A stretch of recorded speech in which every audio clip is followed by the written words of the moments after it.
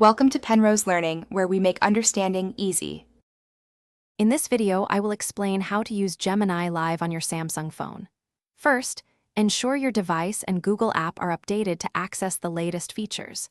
Gemini Live offers a dynamic way to interact with your phone, providing real-time assistance through voice and vision. It integrates seamlessly into your daily tasks, making information retrieval and communication more intuitive. This powerful tool is designed to enhance your mobile experience, offering quick answers and smart suggestions right when you need them. To get started with Gemini Live, simply long press the side button on your Samsung Galaxy device. This action will launch the Gemini interface. Once it appears, look for and tap the Live icon, which resembles 3 vertical lines with a star. Before you begin, make sure you are signed into both your Samsung and Google accounts to ensure full functionality and a seamless experience. You are now ready to engage in real-time conversations. Gemini Live offers versatile interaction methods.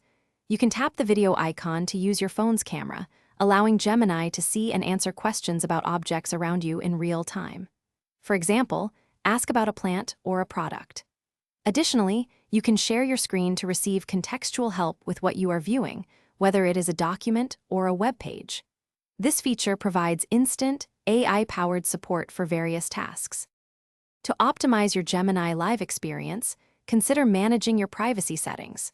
You can control how your data is used for model training by adjusting Gemini app's activity in your Google account settings. It is also wise to regularly review and adjust permissions for your microphone and camera, granting access only when necessary. Remember, you can pause or close a live conversation at any time by tapping the respective icons on your screen. Thanks for watching. If this was helpful, leave a like and consider subscribing. See you next time.